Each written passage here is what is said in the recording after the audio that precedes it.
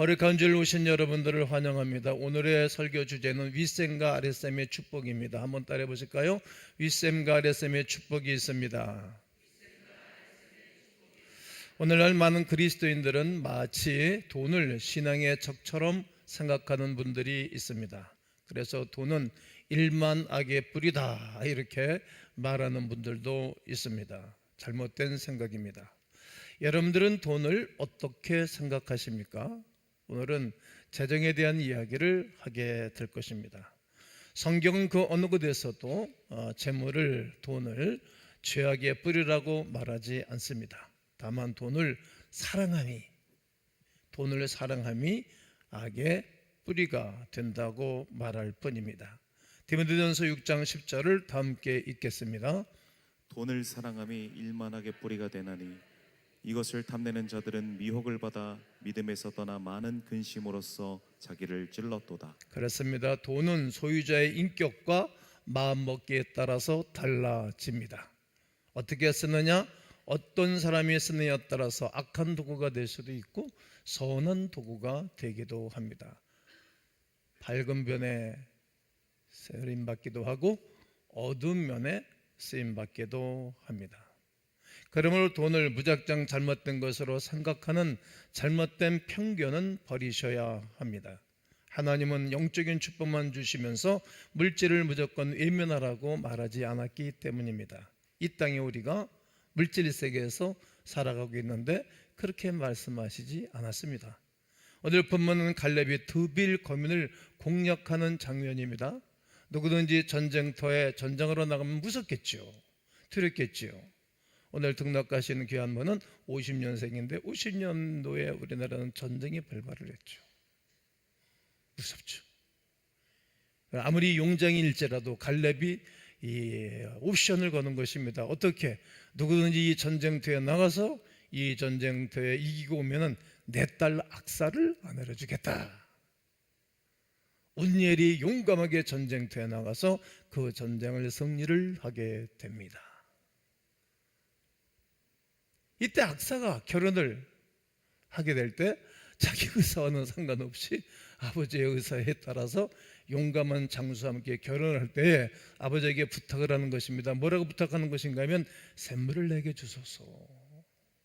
분명하게 구하고 있는 모습을 보게 됩니다. 그래서 때 갈렙이 윗셈과 아랫셈을 그에게 주니라. 오늘 본문 19절의 말씀이 되겠습니다. 그 당시의 셈은 커다란 상속물이었고 불을 상징하는 소중한 부동산이었습니다. 그렇게 최고로 좋은 부동산을 그 딸 악사에게 다 내준 것입니다.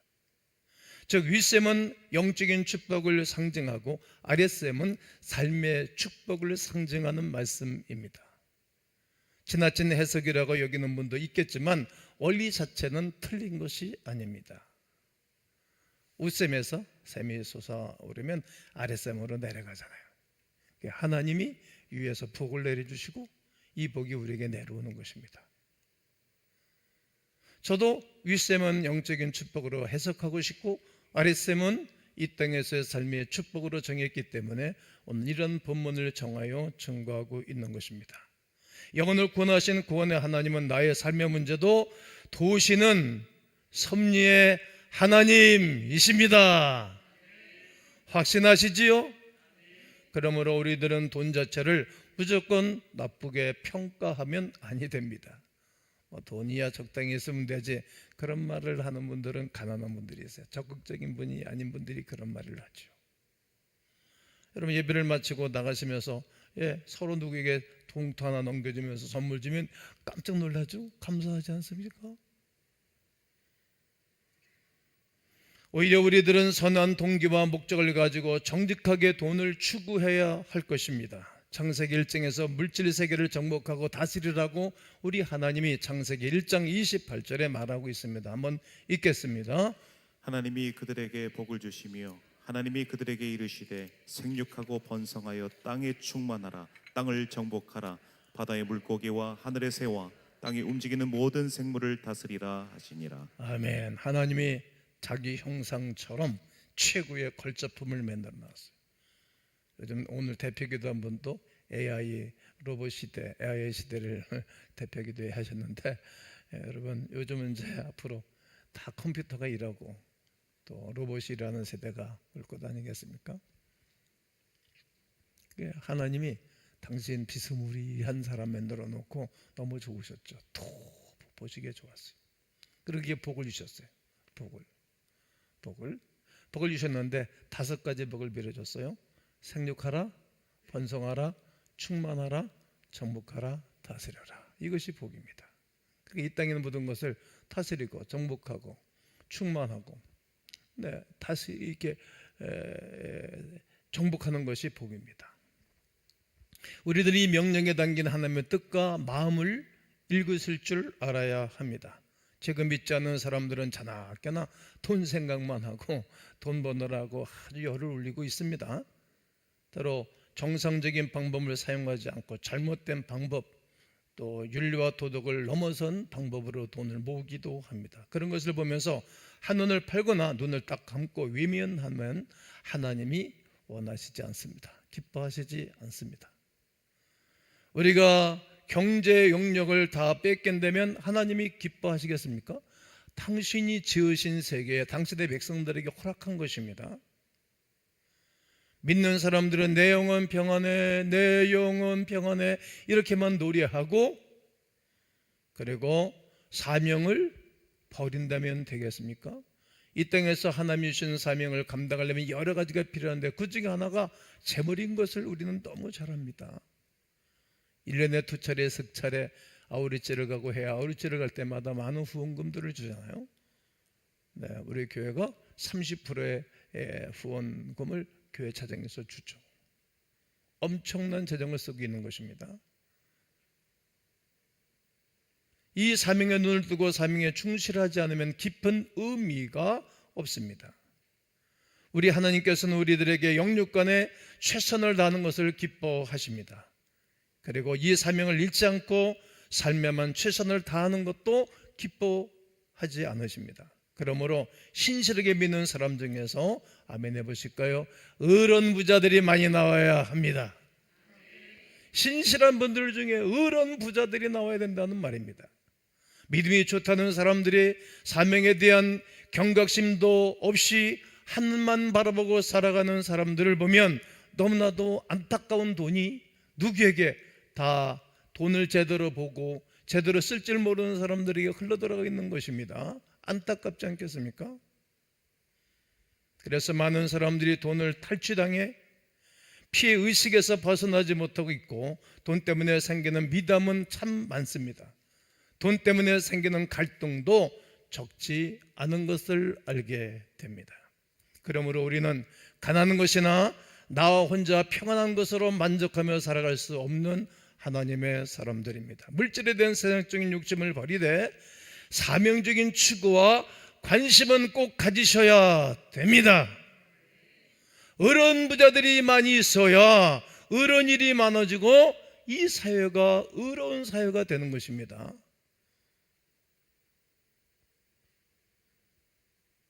문화부 장관이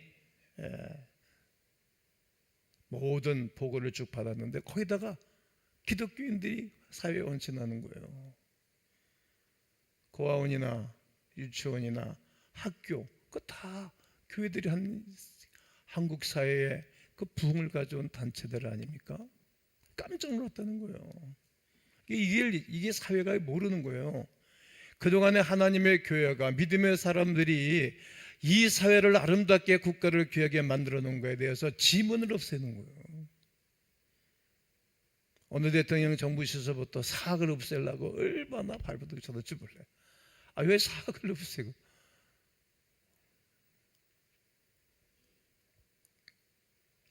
의로운 부자들이 많이 있어야 의로운 사회를 만들어가는 것입니다. 그러므로 성도 여러분, 우리는 하나님이 주신 일용할 양식에 감사하면서 사는 것과 더불어 소중한 일에 쓰기 위한 목적으로 진정한 재산 증식에도 관심을 가지셔야 됩니다. 우리 하나님께서는 교회에서 영과 진리로 예배하는 삶을 매우 기뻐하시지만 땀을 흘리고 노력함으로 하늘나라를 확장하는 기여도가 높은 사람을 좋아하는 것입니다. 이러한 기업을 좋아하고 이런 대기업들이 무수히 세워져야 됩니다. 그래서 제가 30여 년 동안 다국적 기업가가 세워지게 해달라고 날마다 외치고 축복 기도를 하였습니다. 우리들은 하나님의 영광을 목적으로 건전한 재테크에도 관심을 가지셔야 됩니다. 누군가가 잘하는 사람들이 있습니다. 그 사람들에게 배우기도 하여야 됩니다. 잘 나가는 분들이 있는 것입니다. 가만히만 있으면 아니 되는 것입니다. 하늘나라에도 구하라 주실 것이요 찾으라 찾을 것이요 문을 두드리라 열릴 것이라 말씀하셨고, 이 땅의 아래샘의 축복도 구하고 찾고 두드려야 되는 것입니다. 찾아봐야 됩니다. 얼마든지 많이 있습니다. 믿는 사람이 잠재력을 활용해 믿음의 원리로 사회를 이끌어야 됩니다. 이것이 하나님 기뻐하는 일입니다.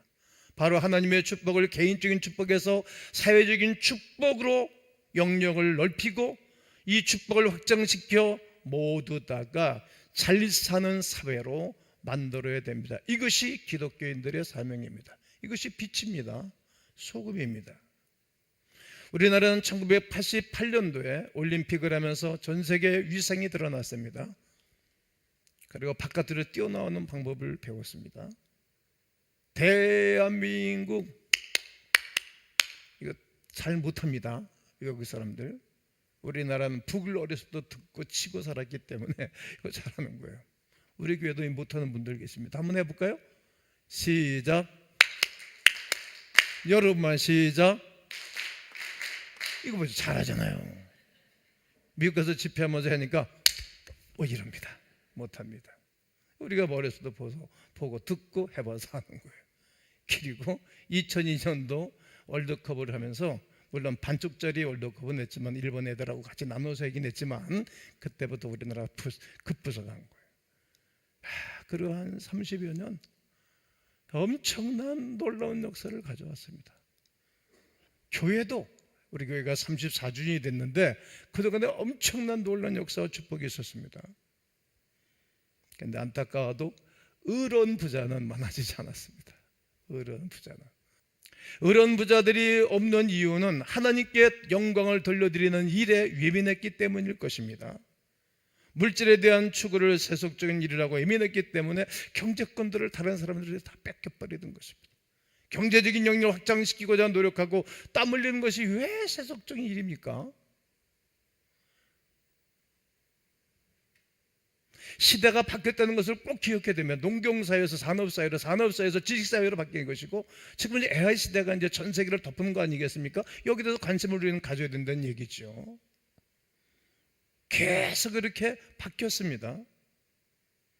세속적인 일이 아닙니다. 그 목적이 하나님께 영광을 돌리는 일이라면 그것은 세속적인 일이 아닙니다. 고린도전서 10장 31절을 읽겠습니다. 그런즉 너희가 먹든지 마시든지 무엇을 하든지 다 하나님의 영광을 위하여 하라. 무슨 일이든지 진정 하나님의 영광을 위해서 한다고 하면 이것이 왜 세속적인 것입니까? 정치하는 분들이 진정으로 하나님 영광을 위해서 정치한다고 생각하면 이것이 성직입니다. 이것은 제 얘기가 아니고 칼빈이 한 얘기입니다. 학생이 진정 하나님의 영광을 위하여 쓰임받고자 한다면 이 공부하는 것이 성직입니다. 우리 교회 공부 안 하다가 예수님 만나고 공부 열심히 하는 애들이 생겼습니다. 주부가 그리스도의 향기를 날리며 가정을 꾸려나가는 것은 성직입니다. 마찬가지로 진정 하나님의 영광을 위한 것이라면 돈을 버는 것도 아멘해 보실까요? 성직입니다. 하나님의 영광을 위해 일하는 사람들은 사실상 모두 다가 다 성직입니다. 이런 의미에서 목회자만이 아니라 모든 사람들이 다 성직자가 되어야 됩니다. 어린아이들부터 중년도 70대라도 80에 85세 오늘 본문에 나오고 있는 갈렙은 전쟁터에 나가지 않습니까? 85세라도 성직으로 사는 것입니다. 빈둥빈둥 시간만 보내고 그러면 안 됩니다. 이런 의미에서 목회자만이 아니라 모든 분들이 다 성직자가 되어야 합니다. 그러므로 진정 하나님의 영광을 위해서 바르게 믿고 바르게 사용할 목적이라면 돈을 버는 것도 아주 소중한 성직으로 알고 최선을 다해서 물질을 모아야 합니다. 이렇게 해서 보다 쓸모있게 헌신할 수 있다면 얼마나 좋은 일입니까? 이렇게 하나님은 이 땅을 정복하고 다스리고 하나님의 거룩한 사랑을 증거해 주면서 많은 사람들의 마음에, 많은 사람들의 생각에 하나님의 사랑을 심어줘야 되고 하나님의 마음을 심어줘서 이 사회가, 이 국가가 좋은 사회, 하나님께로 돌아온 사회를 만들어가는 것, 이것이 하나님의 뜻입니다. 이런 여러 가지 방법이 있겠지만 물질적 영역을 넓혀가는 방법이 여러 가지가 있는데 그 중에 한 가지를 소개해 드린다면 그것은 우리 주님이 말씀하신 바 그대로 온유한 자입니다. 마태복음 5장은 팔복에 대해서 유명한 말씀을 하는데 그 팔복 중에 이렇게 7가지는 영적인 축복입니다. 그러나 딱 한 가지 5장 5절에 온유한 자는 복이 있나니 그들이 무엇을? 땅을 기업으로 받을 것이며. 땅을 기업으로 받는다는 거예요. 여러분 늘 외치셔야 됩니다. 땅을 기업으로 아껴달라고. 팔복은 모두 영혼의 복을 말하지만 온유한 자는 좀 특이하지 않습니까? 복에는 윗셈의 축복과 아랫셈의 축복을 포괄적으로 말하는 의미가 있습니다. 그러므로 온유함은 물질을 얻는 소중한 원리 중에 하나임을 알아야 됩니다. 이삭이 그럴 땅에 가서 짜투리 땅을 농사했는데 우물을 뺏어갔어요. 뺏어간 것도 못 맞다. 우물을 믿고버렸어요. 2개, 3개를 팠어요. 여러분 같으면 그렇게 뺏기고 가만히 있겠습니까? 또 힘도 없어. 흉년 들어서 내려갔으니까 원주민들한테 맞아 죽을 가능성도 있으니까 4번째 우물을 또 팠어요. 그때 하나님의 그에게 복을 주셨다라고 성경은 말이에요. 이게 온유한 자의 복인 것입니다. 아브라함에게도 야 네가 우하면 내가 자하고 네가 자면 나 우할게. 그리고 조카에다가 권한을 주잖아요. 이게 온유한 자 아닙니까?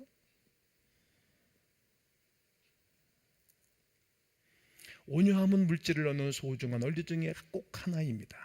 그러면 어떤 사람들이 이 원리에 대해서 그 고개를 갸우뚱하게 될 것입니다. 온유하면 어떻게 재물을 모으냐? 빼앗기지 않으면 다행일걸. 그래서 시장바닥에서 머리채를 붙잡고 싸우면서 이겨내겠다는 거예요. 악착같이 돈을 모으는 것입니다. 그 악착같이 살면 일시적으로 채울 수는 있을는지 모릅니다.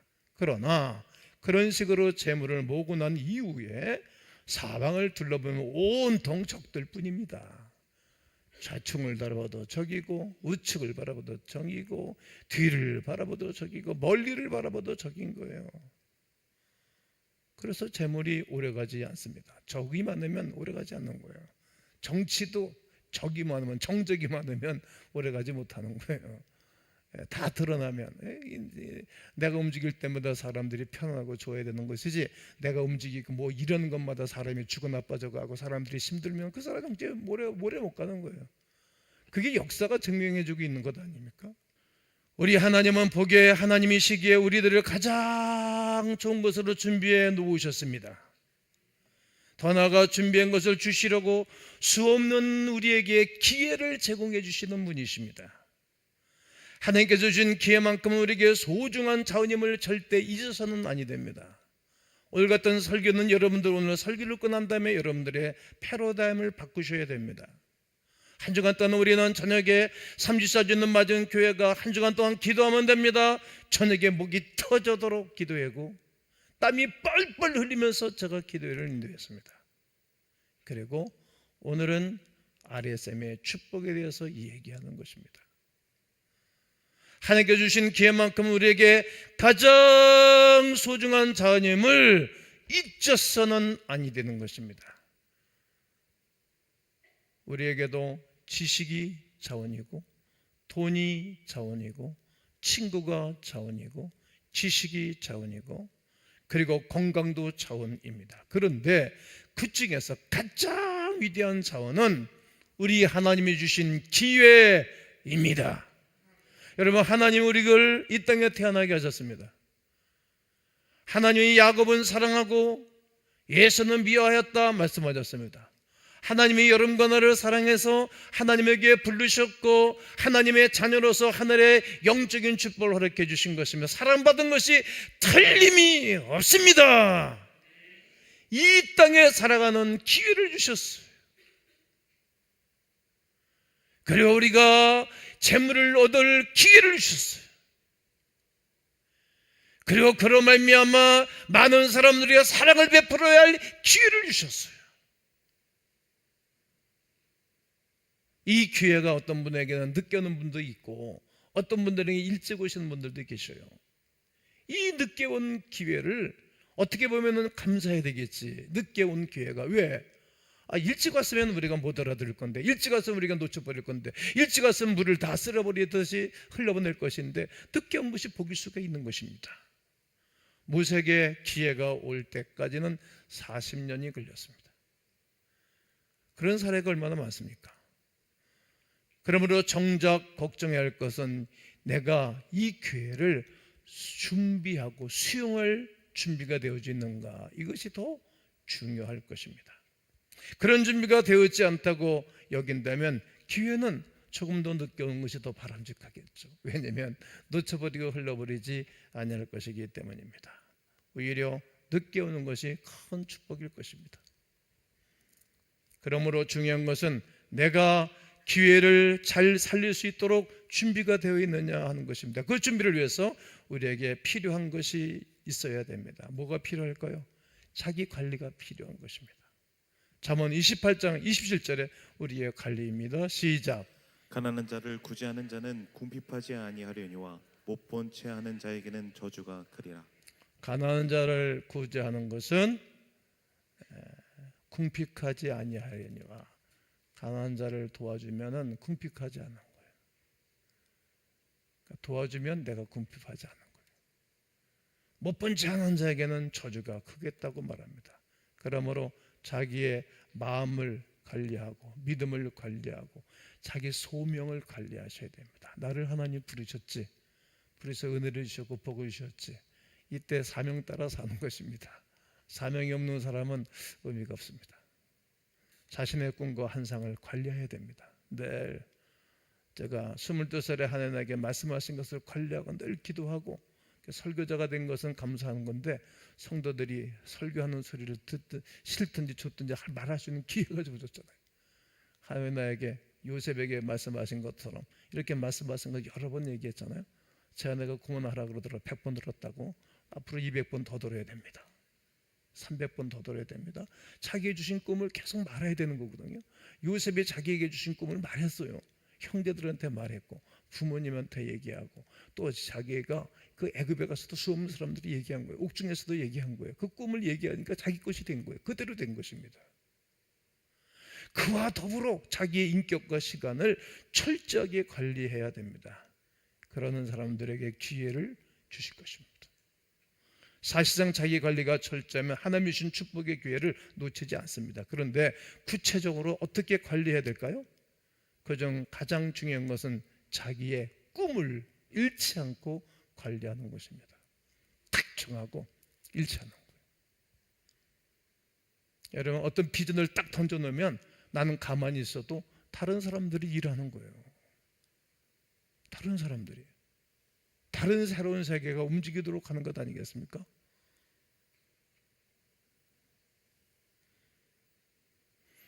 때로 어려운 일이 닥치면 꿈을 깨고 싶은 마음도 있죠. 박살까?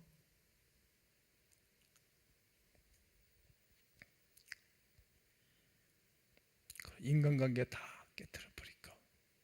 나도 좀 편안하게 살고 싶은데 내가 왜 이렇게 맨날 10만 들러야 되는가? 이렇게 우리에게 의구심을 줍니다. 그때마다 다시 꿈을 재생산시키셔야 됩니다. 그것이 믿음의 사람의 삶입니다. 그렇게 하면 자기의 일터를 다시 붙잡고 자기의 자리를 지켜내고 심지어는 자기의 위치를 벗어나고 싶을 때 벗어나지 않습니다. 그때 부드럽고 온유한 마음으로 자기 자신의 충동을 다스리셔야 됩니다. 그 유명한 성군 다윗이 충동에, 사단의 충동에, 격동에 속아서 인구 조사를 하고, 그리고 우리아의 아내 다윗의 우리아의 아내 밧사바를 취했던 것입니다. 그때 충동이 일어날 때, 막 살고 싶을 때, 막 행동하고 싶을 때, 그때 다 싫어야 됩니다. 그러게 제일로 관리하기가 어려운 것이 자기 자신이고, 너무 어렵고 인간만의 힘으로는 불가능한 것처럼 느껴집니다. 바로 그때 하나님의 은혜가 필요합니다. 주여 은혜를 주시옵소서. 은혜 아니면 살아갈 수가 없네. 은혜를 구하셔야 돼. 나는 지켜낼 수 없고, 나는 온전한 삶을 살 수 없지만 하나님이여 은혜를 달라고 하나님을 붙잡아야 됩니다. 그리고 성령의 역사가 필요합니다. 하나님의 은혜 안에서 내일의 소망이 넘치는 믿음의 소망을 가진 사람만이 우리 하나님이 이 땅에 사는 날 동안에 아랫샘의 축복을 받을 수 있는 고난이 주어지는 것입니다. 사람에게 진실한 믿음이 있다면 그 믿음이 어떻게 표현되어 나타날까요? 여러 가지 표현 중에서도 믿음을 가진 집약적인 표현을 아마 이런 것일 것입니다. 에레미야서 29장 11절에 여호와의 말씀이니라. 너희를 향한 나의 생각을 내가 아나니 평안이요 재앙이 아니니라. 너희에게 미래와 희망을 주는 것이니라. 평안이 있다, 미래가 있다, 희망이 있다. 세 가지입니다. 여러분, 우리에게는 하나님을 나의 아버지라고 부를 수 있는 고난과, 그리고 창조의 하나님이 내 속에 계시다는 것을 압니다. 그러기에 우리에게는 평안이 있는 거예요. 아무리 어렵고 그래도 어머니 품에 있는 아기는 새콤새콤 잠을 잡니다. 그분 안에 있기에 평안한 거예요. 그리고 미래가 있어요. 미래, 희망이 있다는 거죠. 이런 선언은 강한 성격을 가진 사람의 것이 아닙니다. 온유한 사람의 것입니다. 그래서 이런 선언을 할 수 있다면 우리는 결코 실패하는 인생이 되지 않는 것입니다. 나는 이렇게 살았으면 좋겠습니다. 마치 인생은 시소 타는 것과 같다. 시소는 중간에 받침대가 있고 양쪽에 사람이 탑니다. 무게가 많은 사람이 쭉 내려가고 가벼운 사람이 이렇게 올라갑니다.